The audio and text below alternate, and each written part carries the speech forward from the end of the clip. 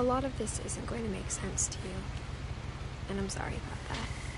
I'm just gonna start at the beginning, with the house.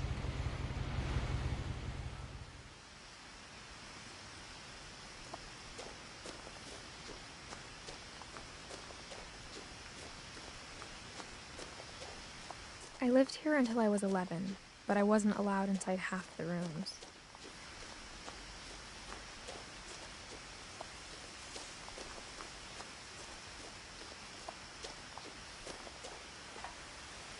Inside the mailbox were bills from 7 years ago, marked urgent, open immediately.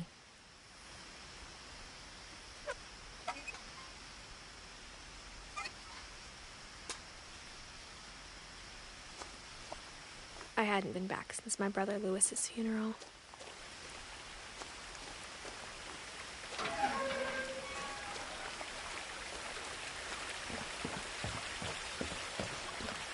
In her will, my mother left me a key, but didn't tell me what it unlocked. Maybe she thought I'd know. Or she thought that the mystery would be enough to bring me back.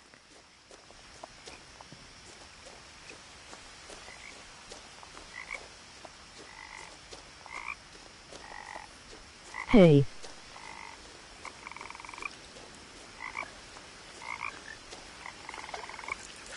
The truth is, even after I inherited the house, I never thought I'd come back to it. But now I had questions about my family that only the house knew the answers to.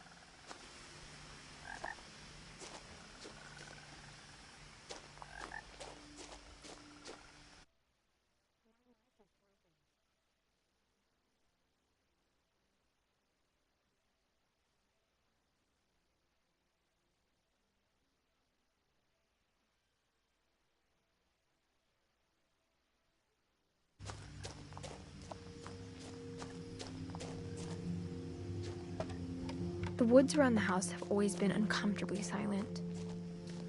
As if they're about to say something, but never do.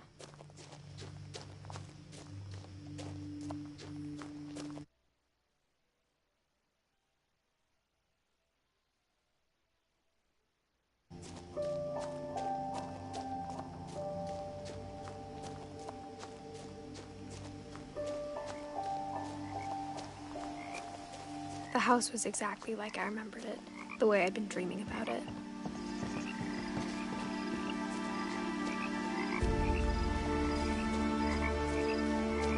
As a child, the house made me uncomfortable in a way I couldn't put into words.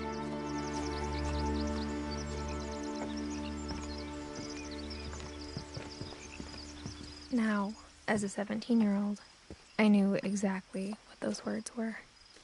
I was afraid of the house. I hoped the key might unlock the front door. It didn't. Looking in, I felt like the house itself had been waiting for me.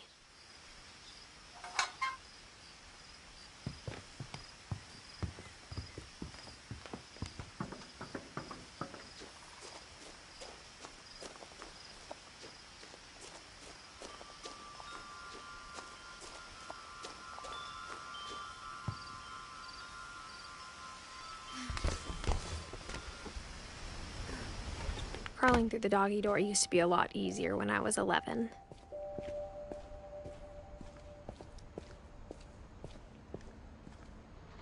The power had been turned off the night we left. For the first time in years, I felt like I was home. The table was still a wreck from the night we left. Nothing in the house looked abnormal. There was just too much of it, like a smile with too many teeth. Even the fireplace had a story. Edie told me the bricks came from the original house, after it sank. Mom always told me to stay out of the basement, so I wasn't too surprised when the key didn't fit.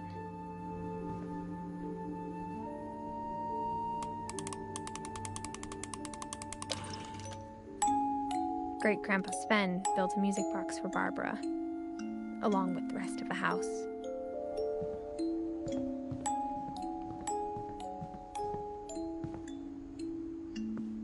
After Milton disappeared, Mom sealed up all the bedrooms. Then Edie retaliated and drilled peepholes.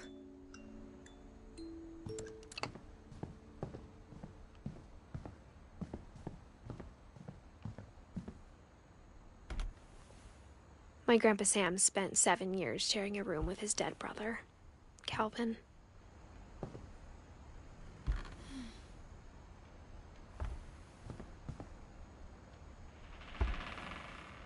As a kid, I just assumed every house had peepholes and sealed rooms you weren't allowed inside of.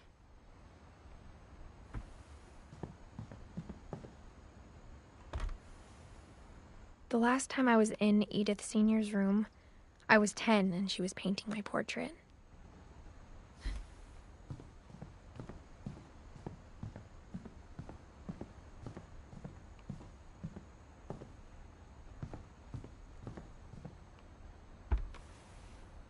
Molly always seemed like a girl I could imagine being friends with, if she hadn't died in 1947.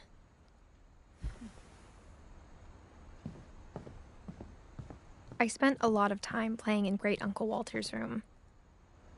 I think my mom sometimes regretted not sealing it up. Lewis told me there were secret passages, but I never believed him.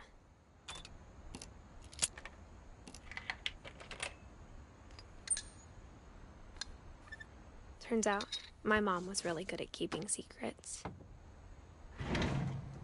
Now it was time to find out what my mom had been afraid of. From the paintings on the wall, it was clear my brother Milton had been here before me. Reading this, maybe it sounds like I had a plan, but I had no idea what was behind that door.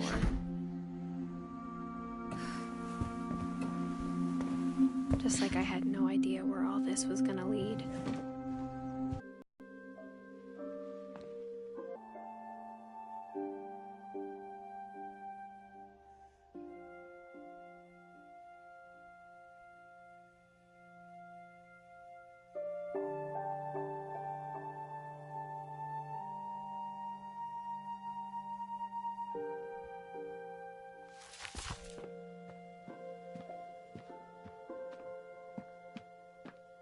The gerbil food was dry, but I didn't mind it.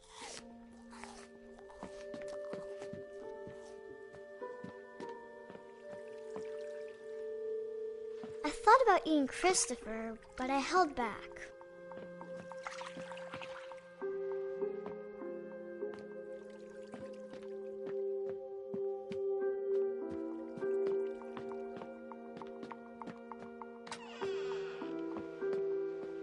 I kept eating and eating.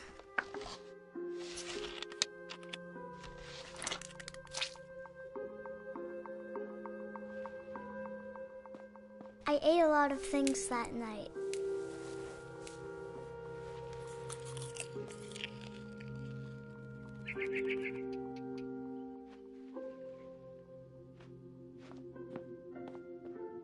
Then I heard chirping outside my window. It was a barn swallow going back to her nest. I reached out for her.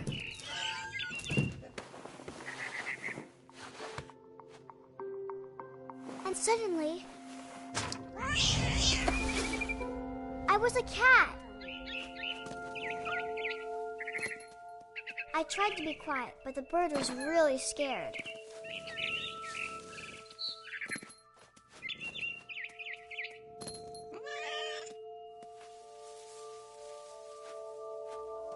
Mom and Dad didn't even look at me.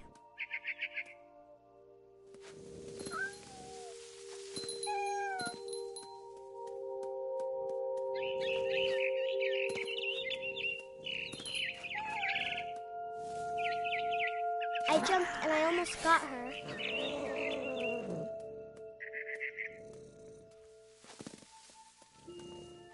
I could tell she was getting really tired.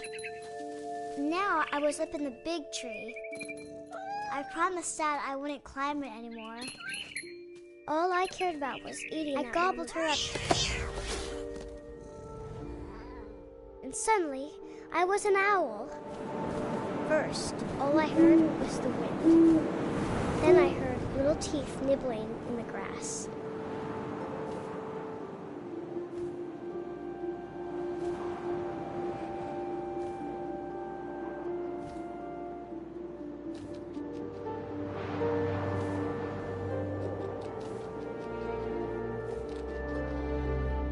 Rabbits.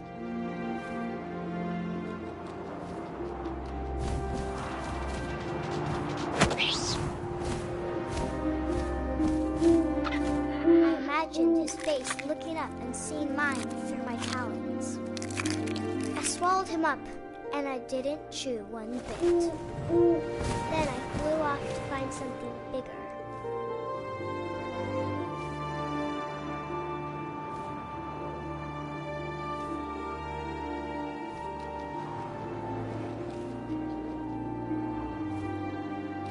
A mama rabbit.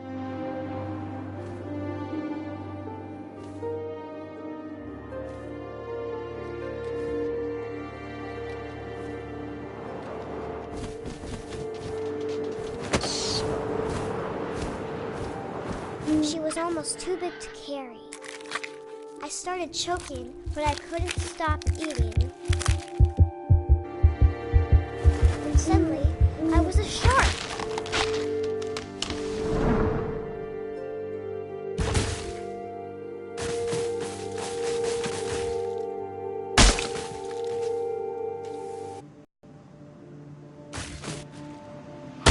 I rolled off a cliff and into the ocean. Now, I was hungrier than ever.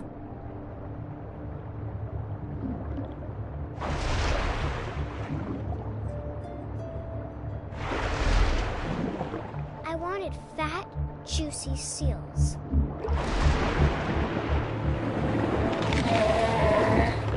I tore off her flipper, and it tasted really good.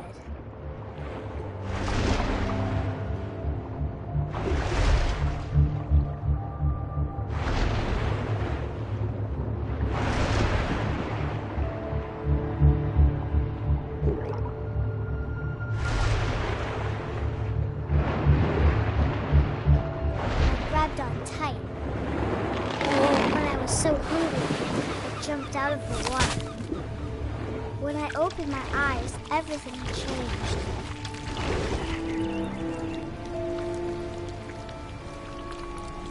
Now I was a monster, and I smelled people everywhere.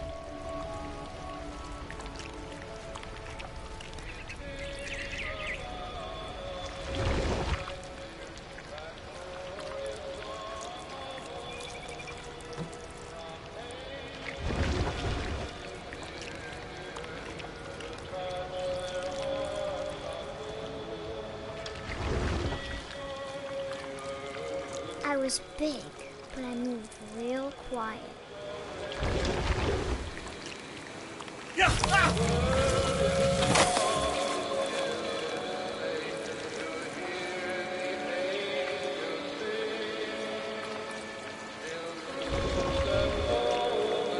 I wanted to stop, but also I didn't.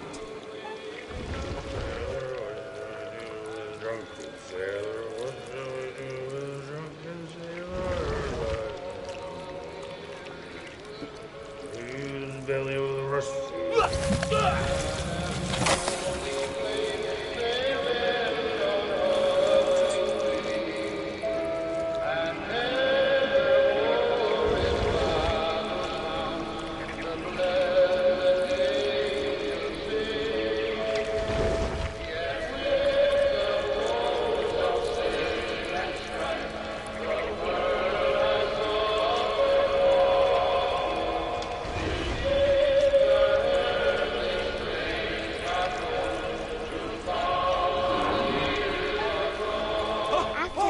Passenger, I was still hungry.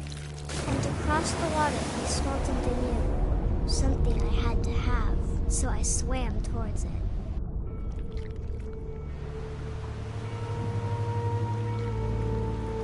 I slithered onto the sand, and the good smell went into an old pipe.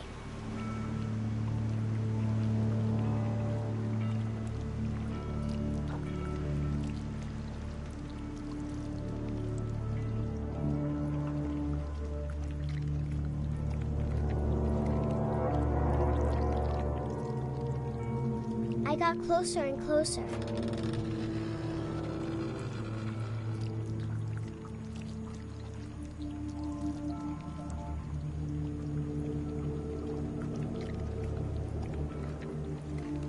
All my stomach started growling.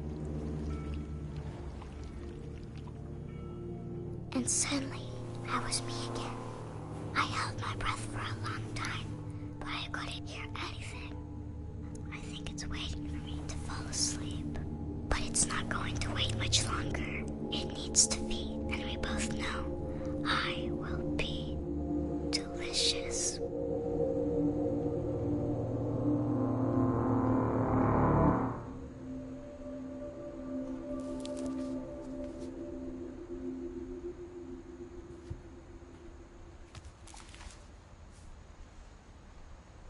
I'm not sure if I believed all of that, but I'm sure Edie would have.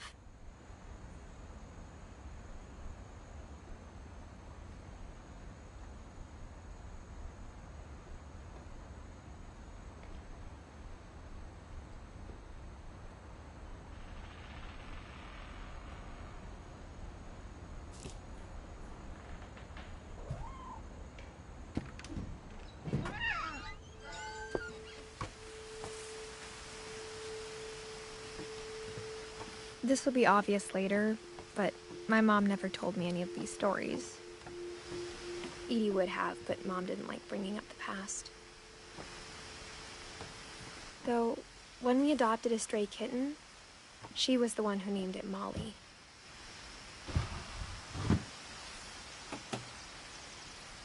I spent a lot of time in Great-Grandma Edie's room.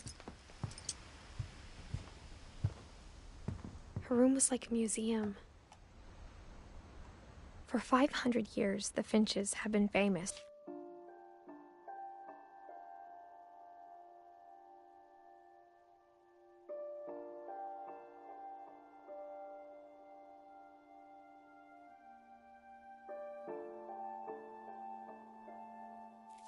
Throughout Norway for their fortune. Odin Finch buries the latest victims of the family curse on January 7th, 1937, but 40-foot waves off the coast of Washington. Odin's daughter Edie, with husband Sven and baby Molly, step ashore on their new home, Orcas Island.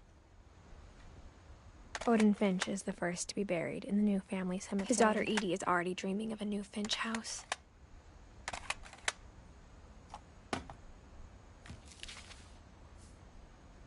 Whatever's wrong with this family, it goes back a long ways.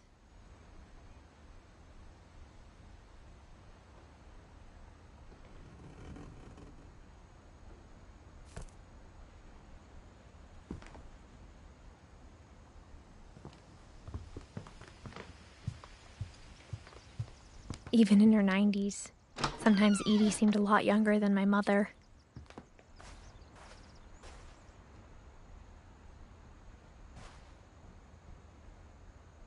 The only trace Grandpa Sam's first wife Kay left on the house was the pink bathroom.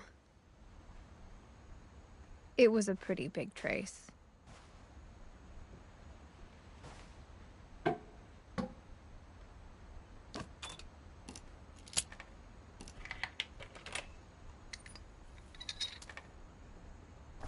There's a secret in this bath.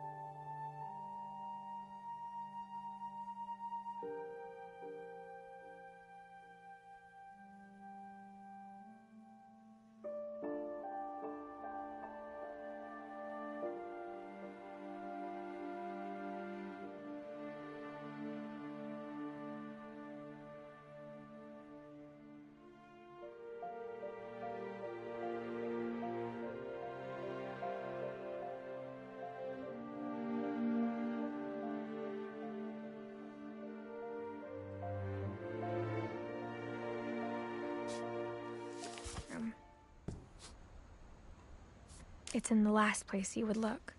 It isn't in the cupboard. It's hidden in this book.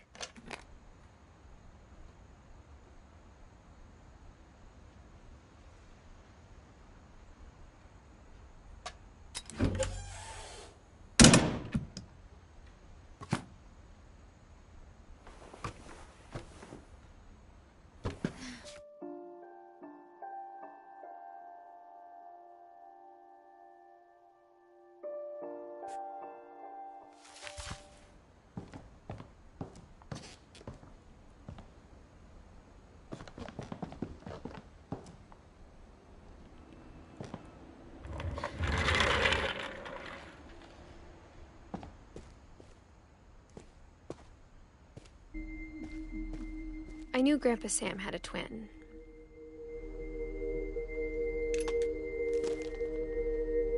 And that he never talked about him.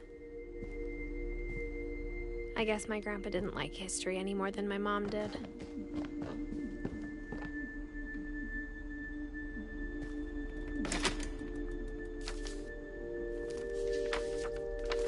How I want to remember my brother.